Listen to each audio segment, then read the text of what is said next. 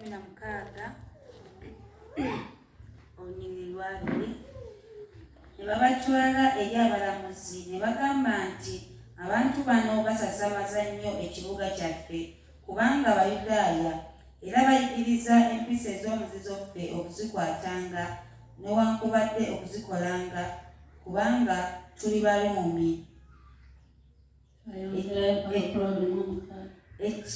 Ekibiina ne kibagolokokerako wamu, abalamuzi ne babayuliza engoye zaabwe ne balagira okubakuba emiggo.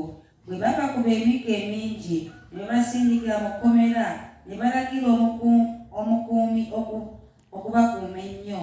Oyo bwe yalagirwa bw'atyo n'abasindiikiriza mu kkomera ery'omunda n'akomerera ebigere byabwe mu nvuba. Naye ekiro mu ttumbi Pawulo ne Siira ne basaba ne bayimbira Katonda, abasibe ne babawulira. Amangu ago ne wabaawo ekikankano kinene n'emisingi egy'ekkomera ne gikankana. Amangu ago enzigi zonna ne zigguka n'ebyali basibye bonna ne bisumulukuka. Haleluya. Haleluya abooluganda. Amiina. Tulaba abaami bano ekyamazima nga bakubiddwa emiggo, baggiddwamu engoye, bakubiddwa emiggo, basibiddwa amagulu ate bateereddwa mu kkomera. Ate ekkomera ery'omunda. Haleluya. Simon weetegeko mu mbeera eyo omuwulire w'osobola otuula ogambe otandika okuyimbira Katonda omusinze. Haleluya. Abooluganda naawe oyinza okuba nga oli mu kkomera era ng'osibiddwa, tolinawe weekyusiza nga sitaani akucunya, naye owooluganda wulira nga mundamu gw'osigala osinza Katonda. Bw'osinza Katonda byonna ebikusibye bisobola okutuuka nga tobigenderedde. Haleluya. Kubanga ow'amaanyi ali naawe. Bano abasajja nga bamaze okujoogebwa tebalina musango, naye emiggo gibakubiddwa, babambuddemu engoye zaabwe, babanze okubaswazaswaza. Nze bwembeera nze nandibadde mukomera nga nkaaba bukaabi, naye bo mu kifo ky'okukaaba basigala basinza Katonda. Bano ekkomera eryabwe lyalibanga lyali lya mubiri, naye eriryo lyalibanga ekyamazima lya mwoyo, gw'omanyi ky'oliko. Naye owooluganda sigala ng'osinza Katonda, sigala nga munda mu mutima gwo osinza Katonda. Kubanga Pawulo ne Siira singa tebasinza Katonda, ekyamazima baali basibiddwa ng'era ebiro we biggwako bagenda kuttibwa, naye basinza Katonda. Ebyali bibasibye ne bita, enzigi z'ekkomera ne zeggula kubanga basinziza Katonda.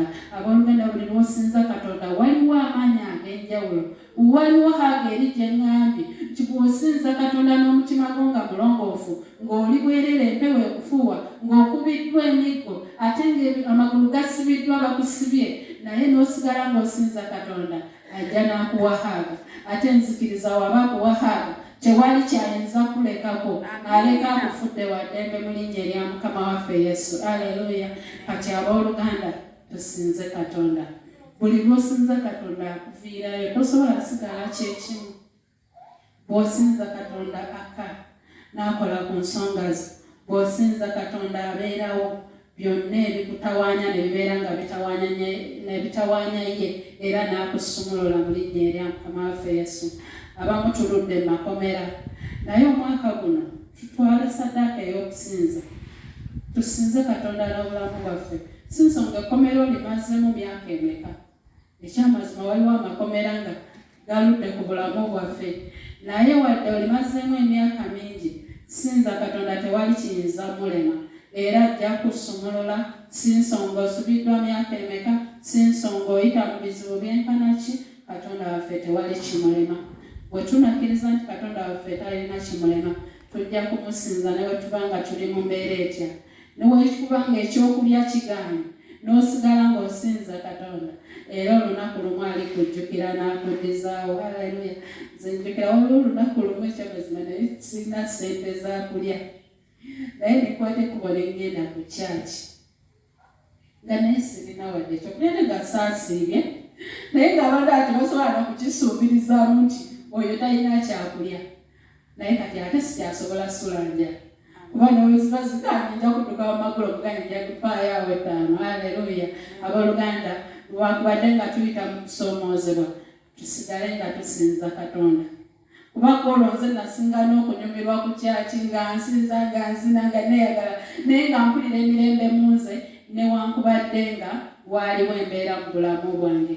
Kati owooluganda buli lw'osinza Katonda tasobola kukulekerera. Ekiseera kyonna abeerawo ku lulwo. Ekyamazima leero sisita wange akedde n'ankubirako nange akolera. Ekyamazima osaanidde okusinza Katonda. Simanyi oba kwali ku mukutu ng'alaba ekigenda mu maaso naye yangambye ekyamazima osaanidde okusinza Katonda. Kubanga Katonda ng'akuviiriddeyo.